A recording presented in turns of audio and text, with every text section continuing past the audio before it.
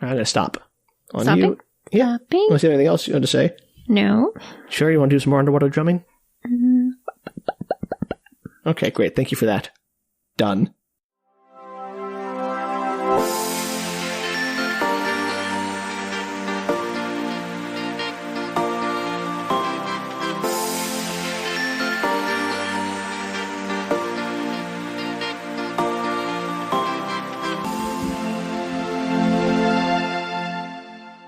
Hello, and welcome to Book Reshorts. I'm Sam. I'm Danielle. And this is a podcast about finding weird media and sharing it with your friends. Now, this week, we're continuing our run of short episodes that we're doing every other week during the holidays as we take a little bit of a break to recover and recuperate from what has been essentially a year. Even though we've only been doing this for 6 months, it's been a year. What a year it's been. So, last time on Book Reshorts, I had to summarize the novels of Sweet Valley High that you had shared with me, Danielle. Yes, you did a fabulous job. Yes, well, now I'm going to return the favor. It's your turn. I don't want to. It's your turn to see what you can recall about one of the episodes that I did for you quite a while ago. Okay, bring it on. So scared.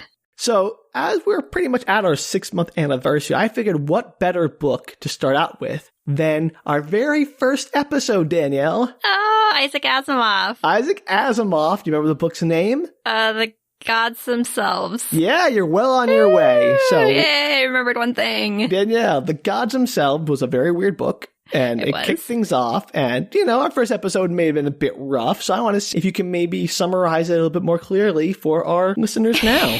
Oh, yeah. My summary is going to be better than your summary in that episode. Yeah, no, it's not.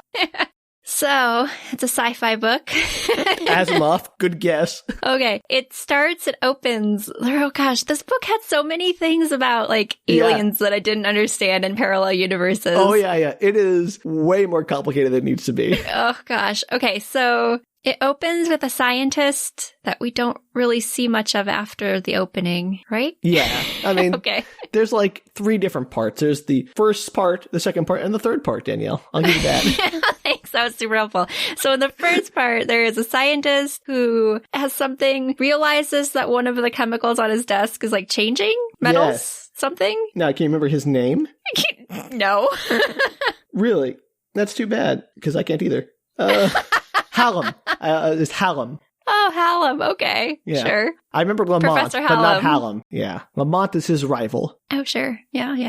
Come back right. to me. So do you remember what chemical he had, Danielle? This is like an exam. I don't want to. This is terrible. Plutonium. No, I don't remember. It was tungsten. Tungsten. Oh my God, I can't believe we said that like 12,000 times. Yeah, tungsten. And it was changing into a weird form of tungsten that had the wrong number of neutrons. Right. He just randomly realized it one day. And then he realizes that it's like coming from some kind of parallel universe. Well, I mean, yeah, I would say he realized it. Because this guy, Hallam, is kind of a dunce, a patsy, if you will. Mm-hmm. But there is a conference where people are like, where did this come from? And some guy jokingly suggests a parallel universe. And that happens to be the correct answer. And Hallam just takes credit for the whole idea. And so there is a parallel universe, and they make an agreement. I'm skipping a lot, aren't I? Kind of, but there's a parallel universe, and they are exchanging material with our universe. I was going to say that. There's a parallel universe where they make this agreement with whoever's on the other side. They don't really know. They don't really make an agreement, so it just starts happening. Yeah, it just starts happening. They get directions for how to create this machine that gives them unlimited power.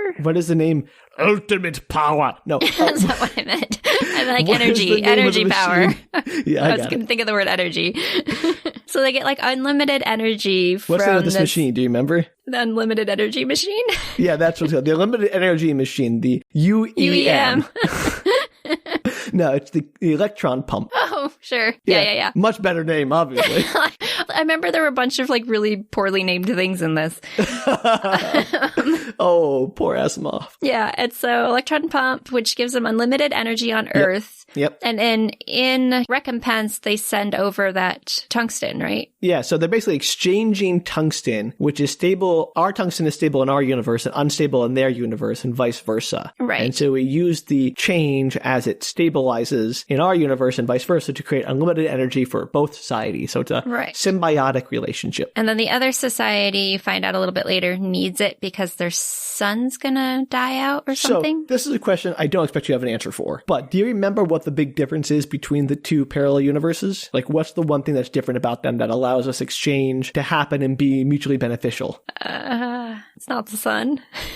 I don't know. I don't remember. So the strength of the strong nuclear force is different between the two universes. Oh, sure. I mean, right. Yeah. I barely understood that when we were talking about it the first time because I missed the explanation. Remember that important detail that totally makes all sense in the world. It didn't even matter. No. And so that's like the first part of the book, right? Yeah, is them like finding this. And there, if you remember, there's another doctor, another professor, a Lamont. Right. Who is like Hallam's rival and gets sort of disgraced as Hallam rises to prominence based on his quote-unquote discovery or invention of the electron pump, even though it's the aliens that did all the work. Mm-hmm. And it is ringing a bell? Yeah. Okay, keep going then.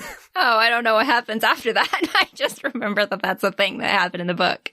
Joe, do you remember anything about like any of his concerns about the pump? He was afraid that it was that if they stopped giving them information or something then they wouldn't have energy anymore? Well, and that's what happens if you stop using the pump. But why is using the pump bad, Danielle? Or why might it be bad? Is it going to blow them up? I mean, yeah, but how? The sun?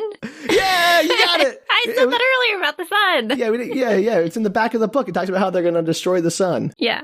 They're afraid they're going to destroy the sun, but nobody believes them. Yes, he's afraid that the strong nuclear force differences will concentrate and cause the sun to go supernova. Oh, yeah, okay. Right. Sure, science. Okay, science fiction, you gotta do it. You gotta have all the weird techno-babble in there, Danielle. So that's the first part of the book. Nobody believes him. He thinks it's bad news bears, but everybody loves the free energy. Yeah, there you go. And then the second part of the book switches over to the other planet. And this is the part I really want to hear you summarize. All about just the wind-up to this.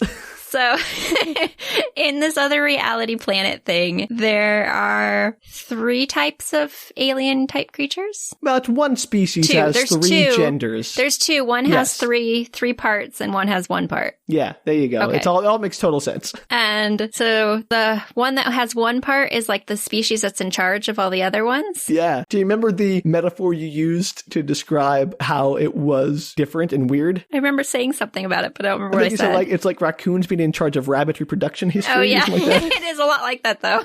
Yeah, something like that. I don't remember exactly, but I do remember that one phrase because it was stuck with me, Danielle. Yeah, that's good. I'm glad. But it is a lot like that because they're just, for no reason whatsoever, at least no reason given by the book, they're in, like, not really, well, but there is a reason. Yeah. There is a reason, but they don't, like, know it. The species that's being controlled by the upper species doesn't realize why they're being controlled and doesn't seem concerned by it. So talk about the, not lower species, but the younger species, I guess. The other species on the planet is there's 3 parts. They form a triad. Yeah, you got the word. Hey. And they like reproduce together and they all have different parts in the triad. So one is emotion based. Yep. Do you remember which one's the emotion based? I don't remember their name. I mean, obviously not, but there's like 2 males and a female. Yeah, there you go. So which one's the emotion based one? One of the males is emotion based. Nope. Oh, the woman is emotion based? Yep.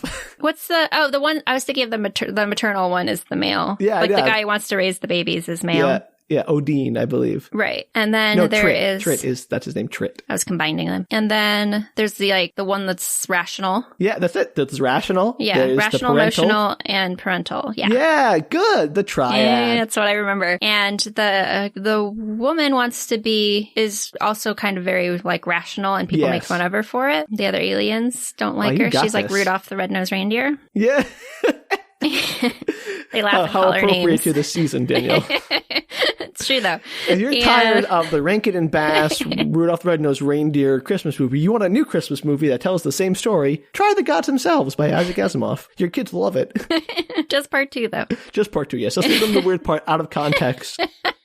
Oh, yeah. And so they're supposed to mate and have children. That is how it works. 2 children? 1 3. Three. Triads make triads. Oh, triads. Okay. Well, I don't remember that, but okay. So the woman doesn't really want to. Because remember, what happens after they have their last child? They had a child? I don't remember. What happened? Do you remember what happened after, what's supposed to happen after they have their last child? Oh, I thought you meant they already had a child. No, once they finish reproducing, they disappear or whatever, right? Yeah, it's like salmon. And so the woman is like, I don't really want to do that. No, yeah, reasonably. And the parental does want to have kids. the kids. And then the rational is just excited that there's another person in his triad who's also like into higher level thinking. Yeah. You got a surprisingly large amount of this, Danielle. Yeah. I just did the relationship concept between the three of them. Which is pretty much most of the second part. So do you remember why the aliens here are exchanging the tungsten with our universe? Isn't it that the sun's going to explode or whatever? Well, their sun's going dim. Dim, sure. And then, so they're trying to get the energy so they can sustain themselves through that. So because they eat sunlight. Yes. That's right. They eat sunlight. I forgot about that. Oh my gosh. This plot. It's a thing. We're almost through the second part, Danielle. You're doing so well. And so the second part of that, and then they decide what happens. At some point, so what's-her-face decides to send a message, decides to send a message, that's the woman, sends a message to Earth being like, stop everything. Why did she send that message? Because I don't remember her motivations. Because after having a confrontation with her husband, goes off and slinks around in the walls for a bit. Oh, right. And she has her little like orgasms in the walls. Yeah, well, we could say the post-orgasmic clarity to understand that everyone in this world knows that they're going to make the sun in the other world go supernova and they just don't care because they can just feast off the energy of that supernova sun as it reaches through the universes. And she's like, no, that's not okay. So she feels bad about it. So she decides to tell Earth, but her English is limited. And so, or her non-English, whatever it is, the universal communication language is limited. And so they're very confused when they get the message. Earth Standard, I think it's called. Sure, Earth Standard. And then at some point, and I don't remember how it's figured out, they realize that the other species on the planet, what happens after they have their children is the triad merges and forms this one person. Remember what they're called? No. I'll give you a hint. The three are called the soft ones. Oh, the hard ones. The hard ones! I can't believe I ever got that. Yeah, there you go.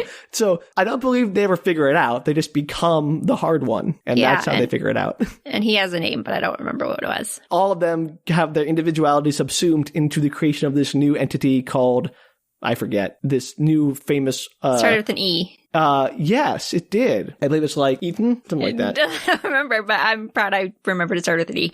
Anyway, so that's the thing that happens. And then it switches back to Earth, right? Or is there more to it than the aliens? No, they form the hard one. And at that point, they're just like, yep, all right, Earth is doomed. And all of Dua's emotionality and caring, and like I said, all the individuality is subsumed into the creation of the hard one. Estwald. Yeah, I just remembered Estwald.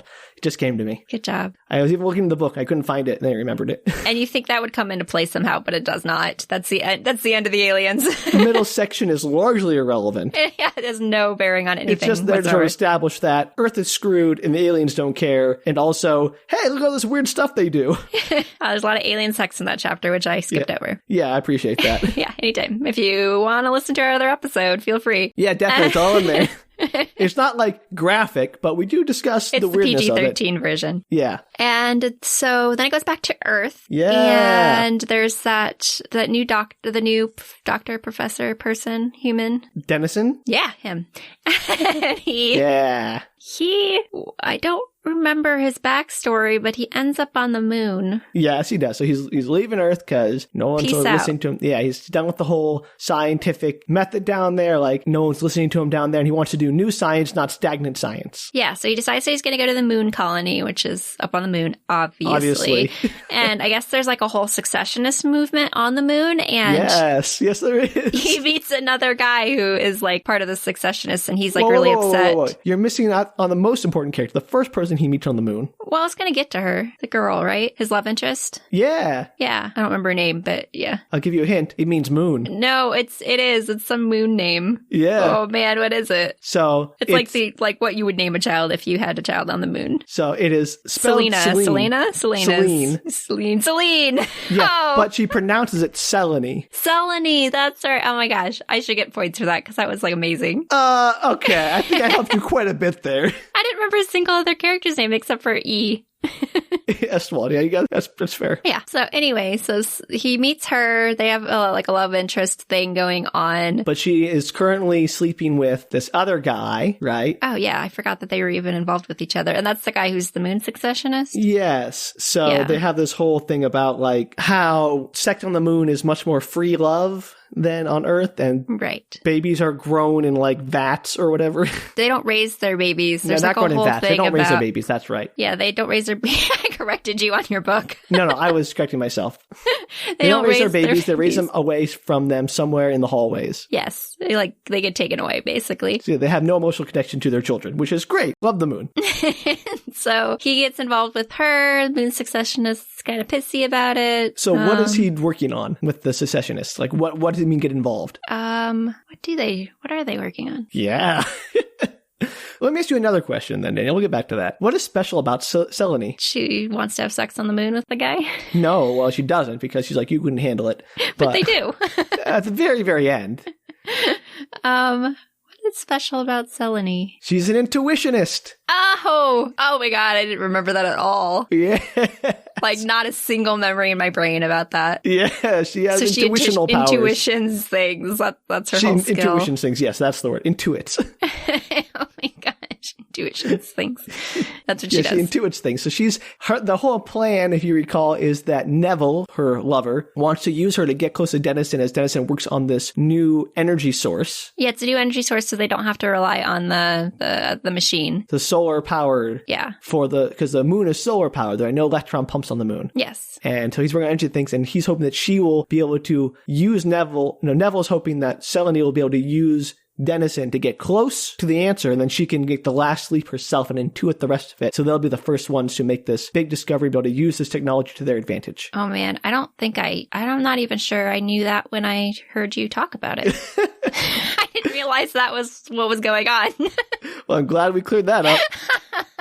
All right, Danielle, we're almost done, and almost to your favorite part. I know my favorite part is I don't remember why they do it, but they drive the moon away from Earth. They don't drive the moon away from Earth. They want to, though. Yes. They want to drive the moon away. Their whole plan is to drive the moon away from Earth. So the whole reason they want, or at least Neville wants energy independence from the sun and from Earth is because he wants to create Spaceship Moon and fly it off into the great unknown and be free of Earth's tyranny. And do you remember why he's determined to take the moon into space? Because he wants to not be near Earth? I don't know. Because he's agoraphobic, and he can't go outside of the tunnels on the moon, so he couldn't take a spaceship and leave because he's too agoraphobic to live on a spaceship. Yeah, so he wants to take the whole moon with him. Right, it's like, if I can't go on a spaceship, then I can take the whole moon, everyone has to come with me whether they want to or not. That's his plan, his master plan. And then, they solve the issue, don't they? Yeah, well, they solve the issue because no, everyone votes not to fly the moon into space. Well, they solve the issue of the energy, don't they? Right, which is because of what Dennison developed with Selene on the moon was basically an anti-pump. Yeah, that's right. Do you remember what universe they tapped into with this reverse pump? Just another universe, another parallel universe. It had a special name. It was an insane name. Oh gosh. Yeah. It had something stupid. It was the Cosmic Egg Universe, abbreviated to... I don't remember. Cosmeg. Cosmeg. Cosmeg Universe. I knew it was something dumb. So yeah, they tap into another parallel universe to siphon off the energy or whatever. Yeah, to balance out the forces. Yeah, to balance out everything. And then they don't drive the moon away, unfortunately. I know. Big disappointment. And then Selene and what's-his-face live happily ever after and have moon sex. The end. And he's like 30 years older than her, which is fine, but also weird. Really bugged you, but does not bother me. Whatever. It doesn't bother me. It's just kind of like, why was it such a big deal? Like, he constantly references it in the book about how much older he is. Yeah, so it's like, why are you making such a big deal about it if it's not going to make any difference? Anyway, I'm done. But that was impressive, Danielle. Yeah, I did so good on that. You did really well. I am very much impressed.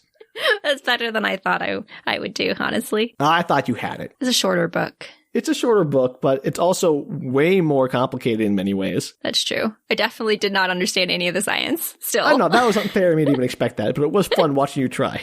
I got the gist of it. The science isn't 100% there. No.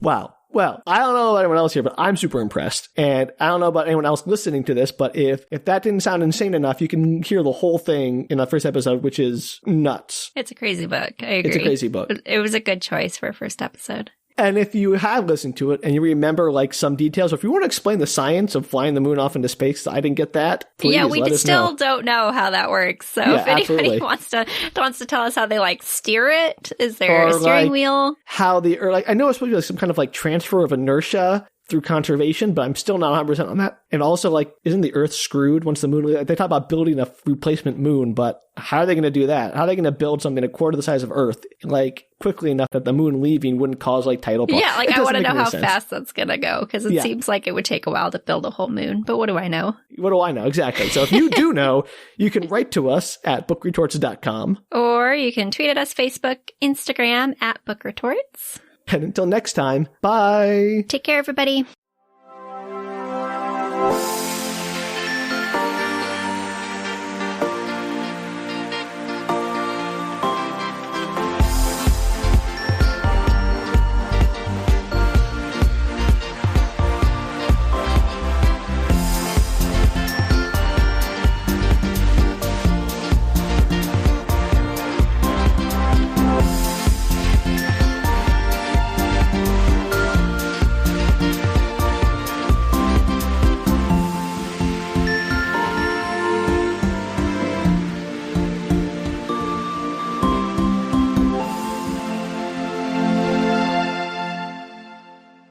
Oh, I hear it.